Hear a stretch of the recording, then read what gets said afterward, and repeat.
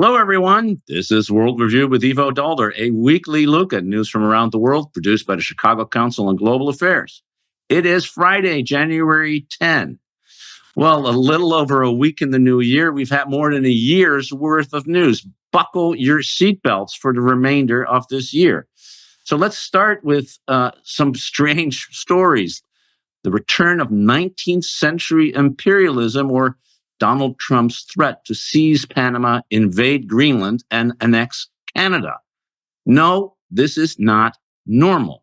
But Trump appears quite serious about his intentions, and we should take him seriously as well. So what do these intentions really mean for U.S. relations with allies? Remember, Greenland is a part of NATO, and Canada is a founding member of NATO. And what does it mean for the world? Next, we'll discuss the emergence of global techno-power. The world's richest man, Elon Musk, having spent $250 million on helping Trump win an election, now wants to upset power arrangements in democratic countries in Europe. He's looking for ways to oust the British Prime Minister, who has 4.5 years left on his mandate, and he is trying to elevate a far-right party in Germany that every mainstream political party has effectively shunned. Meanwhile, Mark Zuckerberg is taking a page from Musk's playbook and announced that Facebook and Instagram will no longer check facts. Finally, a normal story, the exit of Justin Trudeau's as Prime Minister of Canada.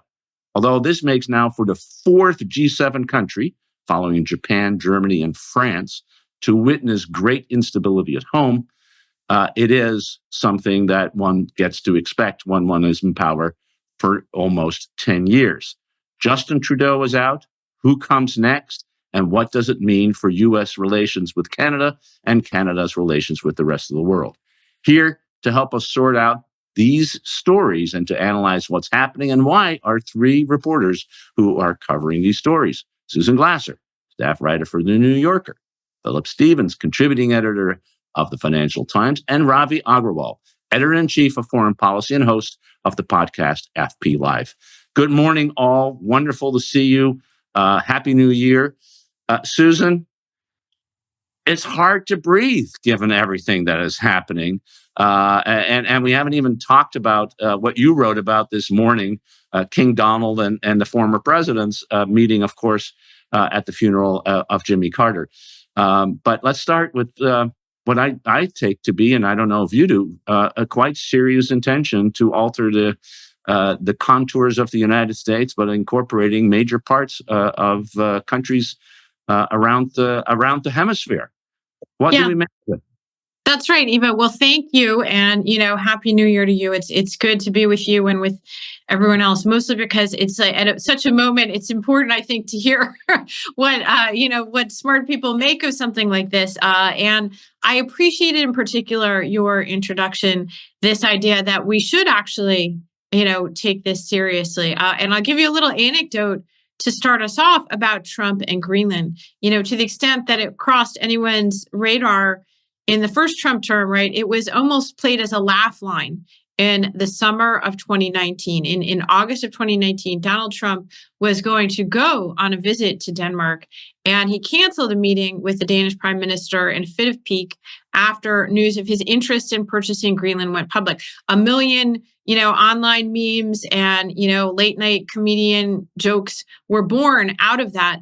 And to me, this was actually one of the most revealing stories that Peter and I, my husband, went back and reported on when we interviewed people after the Trump presidency. And what we learned, Ivo, was that it wasn't just like the passing whim of a wannabe dictator, but in fact, Donald Trump had been obsessed with purchasing Greenland from Denmark, going all the way back to much earlier in his tenure. And it's an example in many ways of actually the constraints that operated around Trump in his first term that are likely not to be around him in his second term. We spoke with one senior cabinet official who recalled Trump bringing this up early in Trump's first term and never leaked out. And this cabinet member was like, is he crazy? What is wrong with him? What on earth is he talking about? And it continued to be something that he would sort of throw out there with his advisors. Why? Well, first of all, we learned from our sources that his first interest in this had been piqued by Ron Lauder, the cosmetics heir and conservative philanthropist who had been a friend of Trump's going all the way back, actually, to their college years together at University of Pennsylvania. Knew nothing about this. And this is an example also of the kind of hidden influence that even in his first term, billionaires and individual wealthy acquaintances of Donald Trump wielded over him, planted this idea on Trump's head when John Bolton became Donald Trump's third national security advisor. One of the first shocking things that happened to him, and again, it never leaked out, never came out until after Trump was president, is he, tells Bolton that he wants to buy Greenland. And he says, you're going to get a call from an individual who turned out to be Ron Lauder, who has volunteered himself to be our secret envoy. And I'm sure Ambassador Daalder, you can appreciate this story, that a diplomatic negotiating was then had to be done on the part of the not very diplomatic John Bolton to tell this gazillionaire friend of Donald Trump's, actually, sir, we would prefer not for you to be a secret envoy to anybody. And Bolton commissioned a couple of senior aides in the National Security Council, including Fiona Hill, to secretly draw up an options paper for how they might increase America's strategic connections, military connections with Greenland. And interestingly, Bolton is a believer in the strategic value of Greenland at a moment when there is increasing great power competition with both Russia and China in the Arctic. This is already the home of the northernmost U.S. military base in the world. And there's also the strategic minerals and natural resources that are available in this very lightly populated territory that is currently a part of Denmark. And so, there's a rationale for this, but it's important. Why do I say all this? Because I think it tells us something about Donald Trump. First of all, the willingness to publicly attack allies while, never holding adversaries to account. Obviously, Denmark is a NATO ally. Canada, same thing. Panama, another thing that Donald Trump has had for a long time. He did mention this a couple times when he was president the first time. He wasn't taken seriously. I think that's important. Also, what does it tell us about Trump? Is he really actually an America First isolationist, or does America First mean something different when he says it? I think it's revealing there too. There are some in Donald Trump's universe, including, I think, J.D. Vance, his new incoming vice president, who really do represent more of an isolationist strand, Fortress America, withdraw. Donald Trump has never been, I would say, a classic isolationist. What he is I think, something more threatening. He is a nationalist. He is a great power nationalist combined with a sort of ethno-nationalist, right? A lot of his rhetoric is about, who's a real American and who isn't. And then the final thing I would spotlight as to why this is a very concerning issue that actually has resonance, even if he doesn't actually manage to take over Canada and Greenland, is it shows Trump's approach to a world in which the existing framework of laws, treaties, rules, and long established American interests and institutions, alliances, partnerships, they are meaningless. Donald Trump sees this as a way to emblazon his name in the history books. He's thinking about, Seward's purchase of Alaska, the Louisiana purchase. He literally is talking in those terms when Peter and I asked him about Greenland at Mar-a-Lago in an interview. So I'll leave it there, but I think we're onto something important in this conversation. Well, I think, Susan, that was really brilliant to put that history back in there to remind people that, in fact, when Donald Trump speaks, you should not only take him seriously, you should take him literally. And this idea that you just ignore what he says because it's just bombast and not real just isn't part of the case. Philip, first, do you agree with Susan that we should take him literally and seriously on this issue? And secondly, what's the impact of a Donald Trump being, frankly, a 19th century imperialist. I mean, I'm reading about the Philippines and Cuba and the kinds of things in the late 1800s and early 1900s that was quite normal in American politics and indeed in foreign policy writ large. How is Europe reacting to this? Europe, that is a continent where the rule of law and the rule of America's providing security is sort of taken as a given. Well, I think the initial reaction is horror, and then the next reaction is no. It's just so absurd that we can't take it seriously. And I think the problem with Donald Trump is that you can try and sort of overanalyze and try and sort of apply a logic to things that he's saying, which are sort of instinctive, intuitive. Now, so let me try and apply a little bit of logic to what he's saying. I would say that Greenland, for obvious reasons, is of huge strategic significance to the United States. He's not the first to try and buy it. I think 2 or 3 presidents have tried to buy Greenland. The last, I think, was Truman in 1946. I think he offered a lot of gold bars to the then Danish government. They said no, but there was a deal done to allow American bases and the missile anti-warning system, which set up in Greenland's far north. And, it's the sort of shortest distance between Moscow and Washington over Greenland. So there's obviously the significance of the Panama Canal is speaks for itself, controlling the trade between the Pacific and the Atlantic. So, a president comes in that says we have a big strategic interest in this, in a world in which Russia is being more assertive and China's being more assertive, then yeah, of course we need to. But take it over, take them over. Well, this is where, we get the flight from reality. And as Susan says, it's a world that says power is everything. So we're powerful and we can do what we want. It's also a world that inverts the sort of normal approach of governments, which is a new government comes in and it sort of basically says, how do I deal with my enemies and strengthen our friendships? What Trump is doing is he's being nice about the Russians. He's not yet being very nasty about the Chinese, but he's being nasty about Canada, Mexico, and his European allies in terms of, NATO's got to do this, otherwise we'll pull out. That to me, is that imperialism? Or is it sort of like is it sort of Monroe Doctrine imperialism? Is it the sort of the mixture of imperialism and isolationism, which says that the United States is going to withdraw back into the Western Hemisphere, but it's going to control the Western Hemisphere. So we're going to abandon Europe, abandon Taiwan and Japan, but we're going to run our own neighborhood.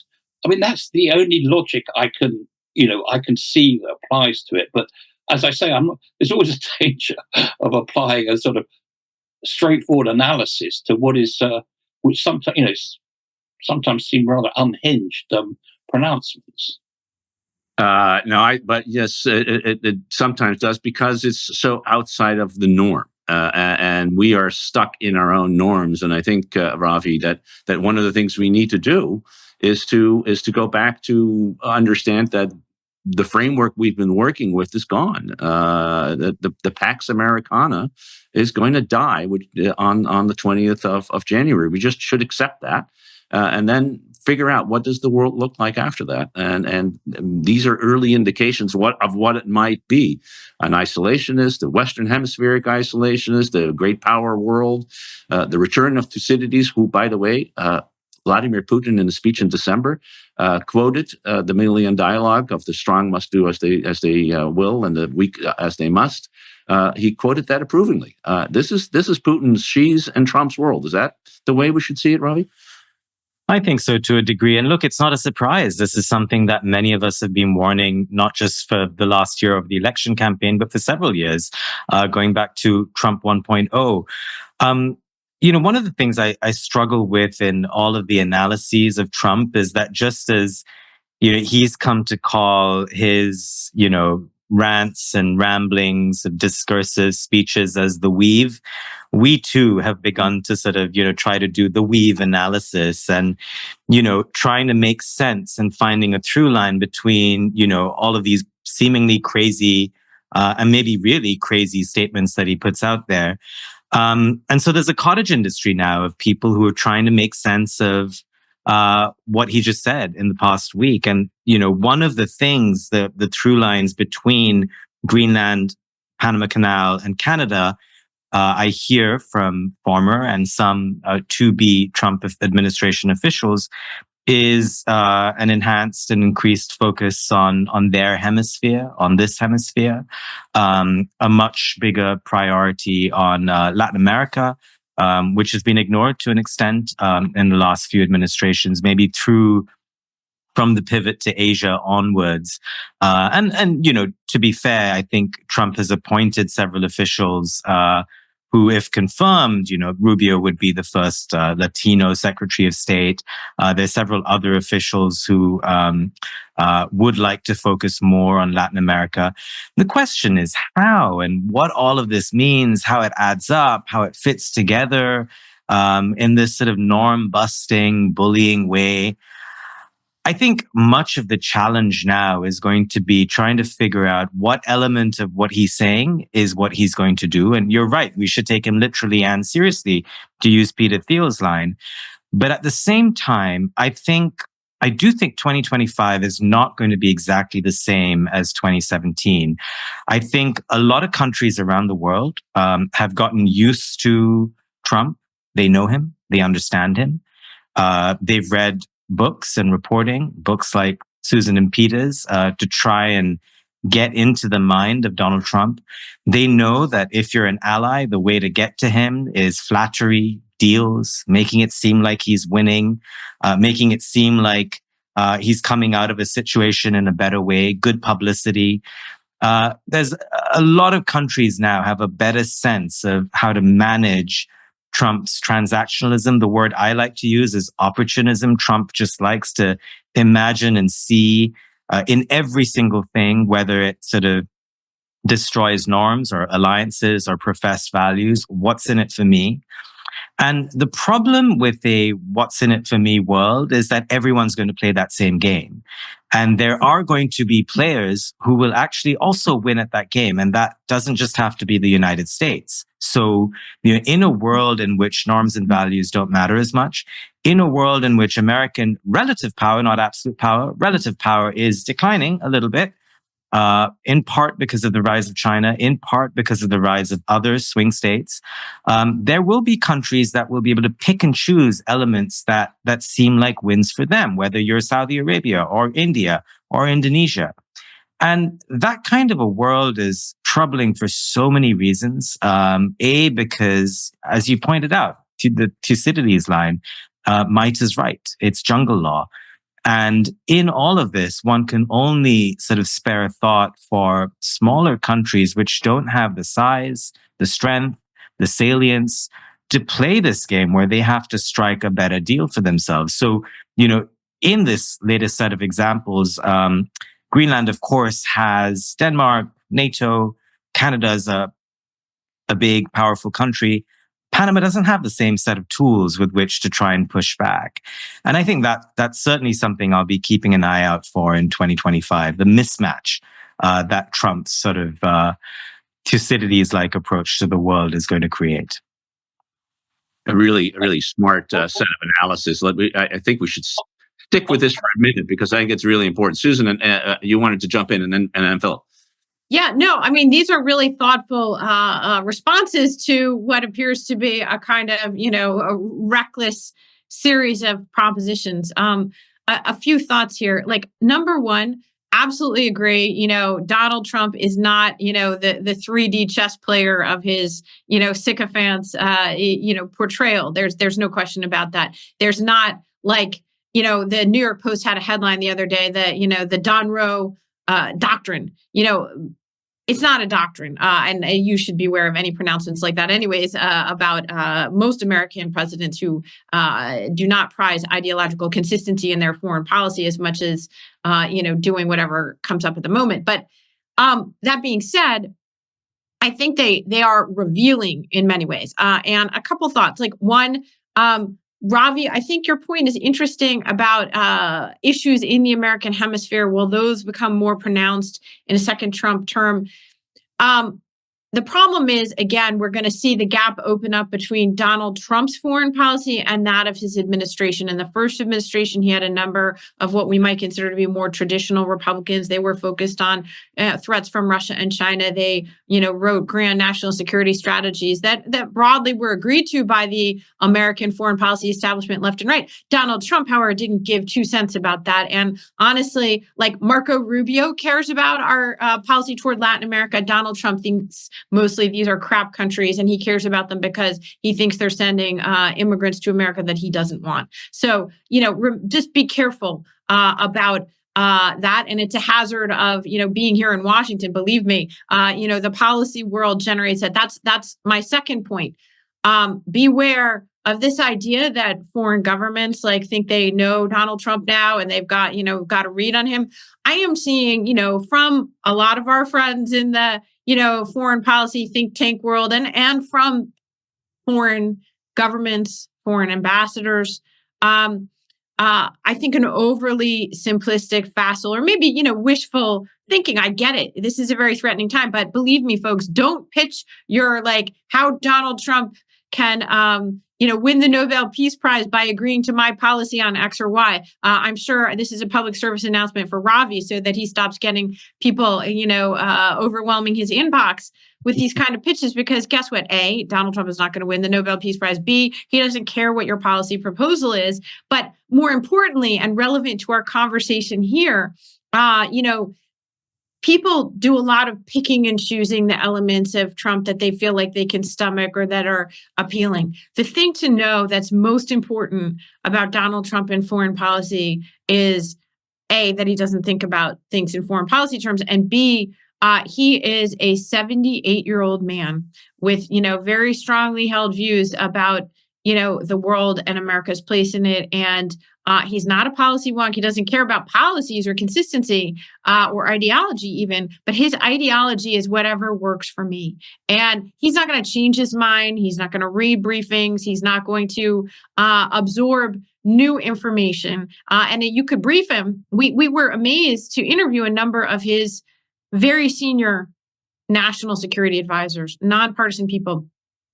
You could brief him, or they could see him being briefed by somebody with a whole set of facts, and he's not absorbing any of it.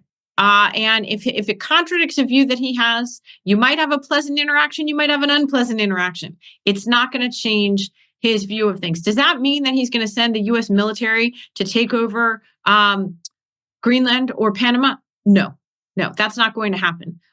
Does that mean that he's not opening up some kind of a negotiation or hoping that he can find a way forward with these ideas? Yes, absolutely. Philip, I was just about to say that the Panama threat is not that extraordinary in the sense that President Ronald Reagan invaded Panama, 40 years ago? I mean, having the CIA having supported this guy Noriega through the 1970s. It was President Bush who did it. President. 89. 89. So, but having the CIA, you're right. Sorry, but having built up the sort of Noriega regime, as it were, Noriega turns it into a narco state. So, what does the United States do? It invades it. So, in a sense, if you go back to Susan's point, someone of Trump's age will remember, well, we had a problem with Panama before. So what did we do? We invaded it. So these things are not entirely sort of crazy in that from that sort of, I think Susan's point is very good. From that perspective of a 78-year-old man invading Panama is not a crazy idea.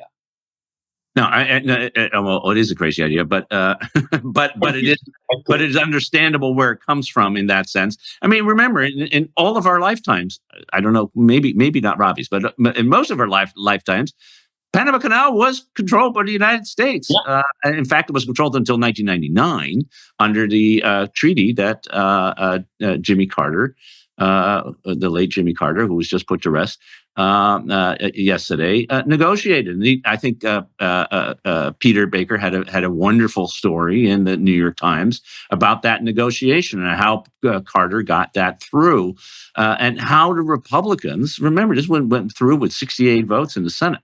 and he needed a bunch of Republicans to get it through, and it was not easy to get it done. So it is contemporary history. By the way, I was told by somebody who was on the phone on the other side that he also told the president of Iceland that they could be the 51st state, which, by the way, makes sense from the same strategic perspective that he brings to it. This has been a fascinating conversation, and I think hopefully it'll get a lot of people to listening to it and watching it, because I think it really takes the conversation away from, oh my God, the guy is crazy, to how do we think about this? So I want to thank all three of you for a really tremendous set of insights. But we got to move on, because there are some other big stories. And Philip, I woke up this morning, I opened up my Financial Times, and the top story on the banner headline is that Musk is trying to get rid of Starmer as a leader of the UK. And I think that sort of sums up a very, very different world than we are used to. Normally, we think that leaders in democracies get elected by their parties and the voters, but I guess X is now so powerful, and Musk is now so power drunk that he thinks he can do this anywhere. How do you read what is really happening with these moguls, these tech moguls, trying to get their way in the political theater of other countries? Well, as we can see, they're all signing up. They've all, if not signed up, or about to sign up to Trump, and they've presumably, most of them. I mean, we saw Mark Zuckerberg, Meta, this week saying, "I'm as you said, abandoning fact checking. We're not going to have moderation. We're going to have the same system as X has of contributor opinions on articles." So Musk has effectively been sort of waging war on established European democracies for some time now. And this week, it's not just been about Starmer; it's been about the German government, and he ran a sort of a webinar event with the head of the AfD, the extreme anti-immigrant party in Germany, and came out yesterday and said, look, this is the only party that can save Germany. So he's trying to overturn the established parties, both in the UK and in Germany, and doubtless there'll be another one, tomorrow or the day after tomorrow. And he's using not just his money, but the immense power that's coming through, that comes with controlling X and that direct communication. Because what he does, and this is what he's done in the UK recently, is he links up with the extreme right parties in the UK. And he's, most recently, he's been operating on the back of these parties who are very Islamophobic, who have been raking up a real and really horrible story about the grooming of young girls by gangs of men who are mainly of Pakistani heritage. This has been a story that's been running in the UK since 2010, and many people have gone to prison. And there's been lots of debate about whether, out of political correctness or whatever, the local government went along and police forces went along with it for too long. He sort of jumped on the back of that now. Last summer, he was supporting the rioters, the anti-immigrant rioters on the streets. And he's obviously got it into his head that Starmer's got to go. Now, this raises a question. Is this just Musk? Or if you put it together with Zuckerberg and others, is this the American tech companies saying, well, actually, so far, Zuckerberg has said the new rules are only going to apply on Facebook and Instagram in the United States because there are rules in Europe.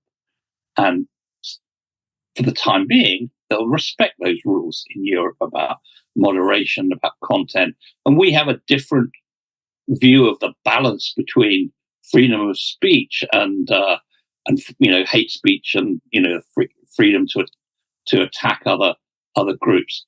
Now, but what we're beginning to see and feel, I think, is are these tech billionaires, have they decided they're going to use the Trump administration to basically bust through these European rules? Are we going to see a Trump administration coming and saying, well, if you want a trade deal with the US, or if you don't want tariffs, you're going to have to let X do what it wants, or you're going to have to let Facebook publish what it wants.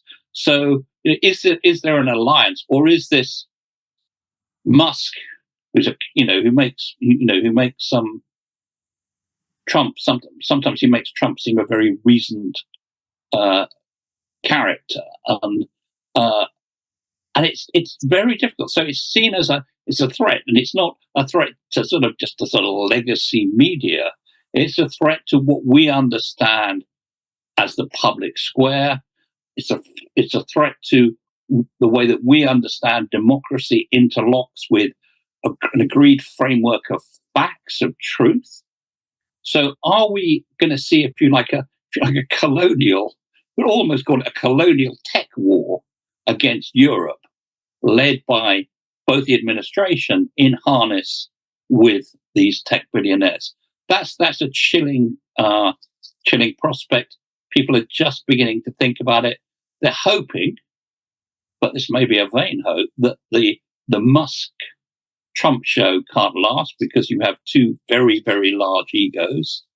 That Trump has tried this before. He tried it in Brazil, and he actually lost that battle. The question is, will the Europeans stand together and say, well, we're not going to play that game. We're going to stick by our rules. And if you want a different system, or you want no moderation, you want an internet free-for-all, we're not going to have it on this side of the Atlantic. That's the question that European governments are now asking themselves.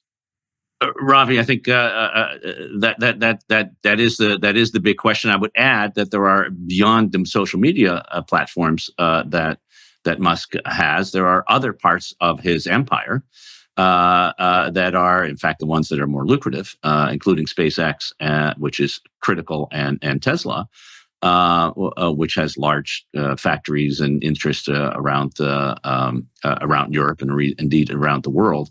That those interests are also important, and I think to widen Philip's question about the digital framework, are we seeing the emergence of powers that are not nation states, that are actually competing with nation states in some ways, and completely unaccountable? Because they have so much money and they have so much capabilities. Thinking about what's happening in Italy, where there's a big debate about whether or not to use Starlink as the communication system for the government, which Meloni, who has called Musk a genius and has a very good relationship with him, seems to be carrying his water. Should we think about this bigger? Oh, yeah. And we should have been doing this for quite a while, actually. I mean, the idea that big tech companies are as powerful as nation states on their own is actually an idea that's been out there for quite a while now. That said, they do need leaders, world leaders, to aid them along that way. And so regulations were meant to be a check and a balance. They haven't quite worked as well as we had hoped anywhere. Europe has often led the way on that front. But what we're seeing now quite clearly with Trump's victory is the permission structures changing a little bit, and a rush among tech leaders to declare fealty of sorts to Trump, which, in a sense, turns America into a kleptocracy of sorts, where you now see Musk, Zuckerberg, several others who are trying to do whatever they can to appear as if they are doing things that Trump would like. So, for example, with Zuckerberg, also immensely powerful, when he posted that video that dropped a few days ago, it almost seemed like it was aimed at an audience of one. So even though Zuckerberg runs this giant empire, which includes WhatsApp, Instagram, and of course, Facebook, even he felt the need to use the language that Trump prefers about how the the world has gone too far in terms of centering kind of liberal and progressive speech. He said something along the lines of how fact-checking, he equated fact-checking with censorship, which I think is crazy, absolutely crazy. Fact-checkers deal with facts.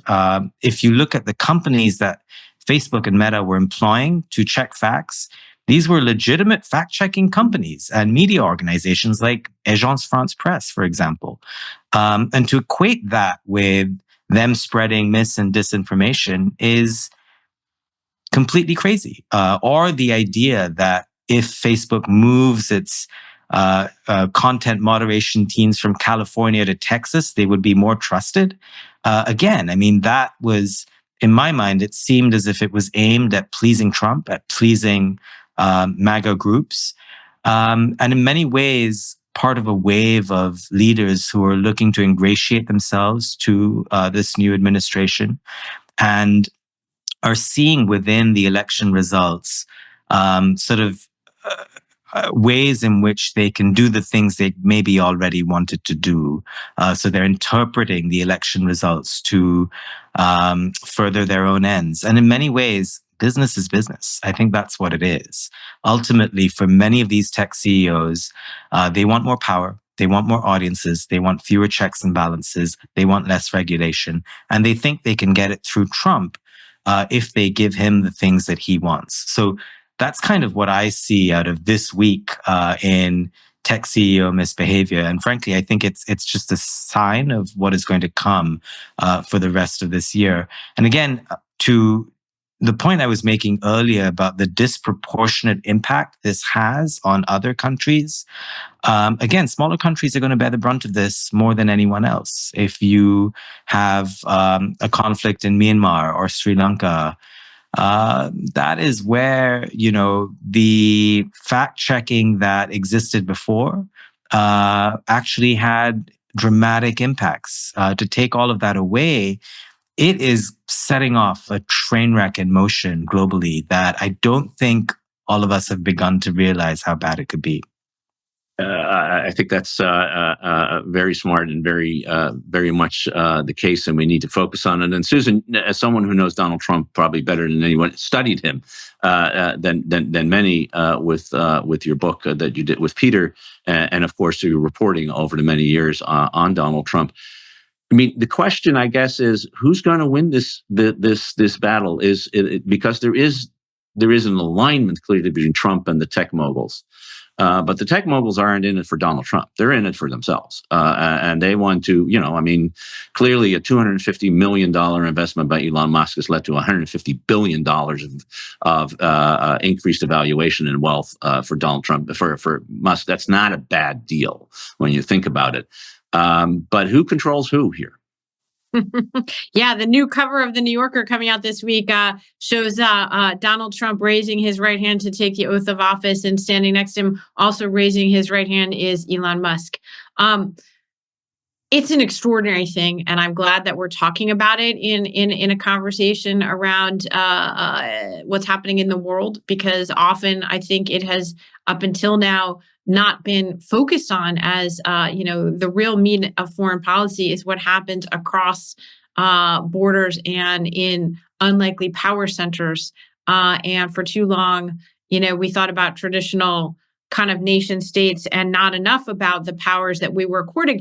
The only kind of nuance that I would kind of add to the discussion so far, because I agree very much with it, is that, in my view, Elon Musk and Mark Zuckerberg acting in their corporate best interest is terrible, but in some ways a best case scenario. My concern here is that this is something far more political and potentially, therefore, damaging to countries and the international order than just what we might call the old-fashioned corruption of pay to play, right? It's corrupt, But we've had lots of examples in American history and in all other countries' histories of a crooked businessman, and it is crooked, by the way, who says, I'm going to give $1 million to Donald Trump's inauguration in order to get my seat at the table. Okay, that's unseemly, but that's a kind of correction, that there's a large framework for understanding. And, add a few zeros to it, these tech companies, you can say, okay, fine, they want to get deregulation, or they want to get, this or that, stop this or that bill. But I don't see this, unfortunately, in the realm of purely that kind of lobbying, as unseemly as it is. My concern is that, number one, Elon Musk, not all these billionaires are the same. Clearly, there's a difference between Tim Cook and why he's paying up to Donald Trump, as disgusting as that is to see him cave in. But it's different than what Musk is doing. When I see what Musk is doing in Europe, his attack on the British Prime Minister, his endorsement of the AfD in Germany, using his platform of X to host campaign events for the leader of this radical extremist right-wing party in Germany. And I say, Elon Musk, sure, he cares about his businesses, but what scares me is that he seems to want to promulgate a new order of extreme right-wing politics around the globe that is intolerant of individuals, that uses free speech in the most Orwellian sense possible of being speech only that he agrees with, and that he uses himself as a platform not only for global misinformation and disinformation, but actually for a very clear-cut, what I would call racist, far-right, misogynist agenda around the world. I mean, let's just call a spade a spade. And the fact that Donald Trump has proved to be such a willing partner, we'll see.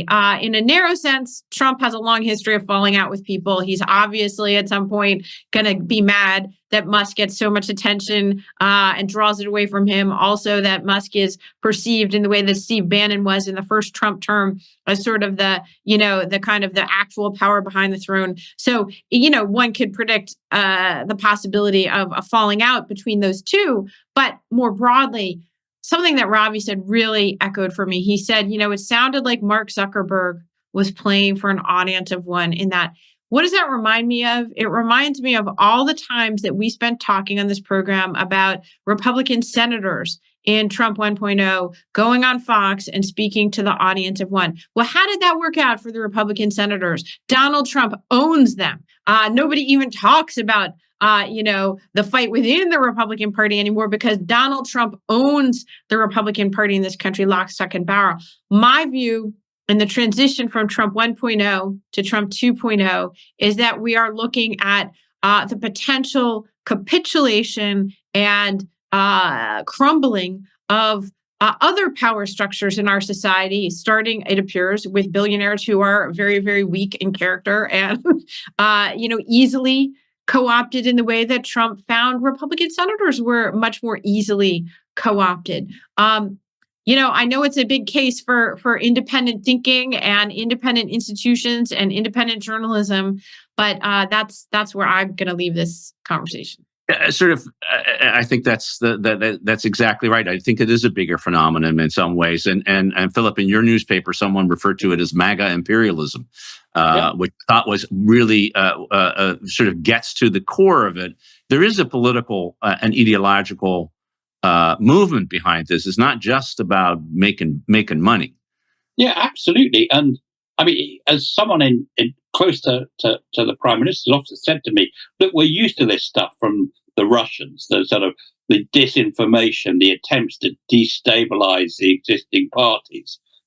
We never thought that we'd get it from, an American tech company with the, if not support, with the, acquiescence of the next American president. There's one sort of hope that I'll just throw out, because a diplomat was saying to me, well, what is Trump going to do when the collision between Musk's interests in China and Trump's policy to take a really hard line on China collide?